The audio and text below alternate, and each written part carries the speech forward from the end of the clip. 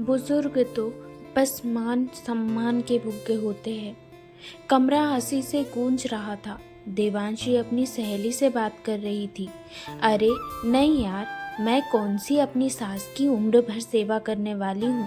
अभी मेरे बच्चे छोटे हैं और मेरी सास को खाना बनाकर खिलाने का शौक है, तो मेरे खाना बनाने वाली के पैसे बच जाते हैं। वरना इस सोसाइटी में तो खाना बनाने वाली 5,000 से कम नहीं लेती है। अगर मैं घड़ियाली आंसू बहाकर सास को यहाँ नहीं ले आती तो वो मेरी जेठानी अपने यहाँ के सारे काम करवाती और महारानी खुद आराम करती। अब पापा जी तो रहे नहीं तो ये भी अच्छा हुआ, वरना दोनों यहाँ रहते तो मेरी सास तो उनकी ही सेवा में लगी रहती।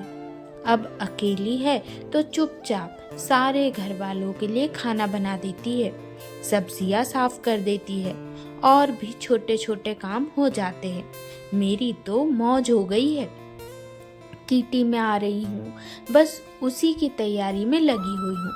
अच्छा, फोन रखती हूँ, अभी तो बुढ़िया बाथरूम में नहाने गई है, आती ही होगी। ये कहकर देवांशी पीछे पलटी तो देखा उसकी सास खड़ी थी। उन्हें देखकर देवांशी शर्म से पानी पानी हो गई। उसे कुछ कहते हुए नहीं बना। अब बारी सुषमा जी की थी। बहू, बाथरूम में वो गर्म पानी की मशीन से पानी नहीं आ रहा था और अच्छा हुआ जो नहीं आया। मैं तुझसे मशीन के बारे में पूछने आई थी और इसी बहाने मुझे तेरी हकीकत भी पता चल गई कि तेरे मन में मेरे प्रति क्या भावना है। तू मुझे एक नौकरानी से ज्यादा कुछ भी नहीं समझती है। ये जानकर बहुत दुख हुआ कि मेरी औकात इस घर में सिर्फ खाना बनाने वाली बाई जितनी है। मुझे खाना बनाने का शौक है। यही बात तू हंसी खुशी से बोल देती कि मेरी सास बहुत अच्छा खाना बनाती है। मुझे तो उनके आने से आराम हो जाता है। वो तो माँ की तरह मेरी देखभाल करती है। सिर्फ 2 प्यार भरे शब्द सुनकर तो कोई भी इंसान खुश हो जाता है। मुझे भी बस प्यार और सम्मान चाहिए, वरना खाना तो वृद्धाश्रम में भी मिल ही जाता है। ये जानकर बहुत दुख हुआ कि तुझे अपने ससुर जी की मौत का जरा भी दुख नहीं है। बहू, तेरी जेठानी इतने सालों से मेरी ही नहीं तेरे ससुर जी की भी देखभाल कर रही थी, पर उसने तो कभी ऐसे कड़वे वचन नहीं बोले। वो मुझे माँ नहीं पर सास को जो आदर सम्मान मिलता है वो देती थी। उसके तो अभी अभी तो जुड़वा बच्चे हुए हैं, फिर भी उसने मुझे रोका नहीं।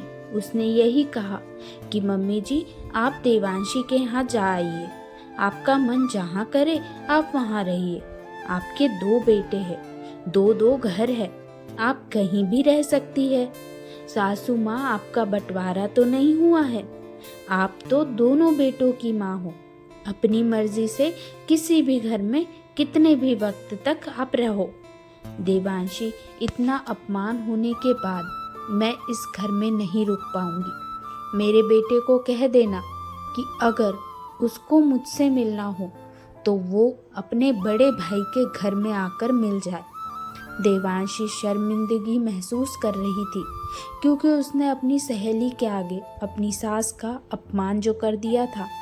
सुषमा जी ने सामान बांधा और अपने बड़े बेटे के घर रहने चली गई। दोस्तों, घर के बुजुर्ग घर की शान होते हैं, उन्हें अपमानित करना थोड़ा भी सही नहीं है। कहानी पसंद आई हो तो लाइक करिए।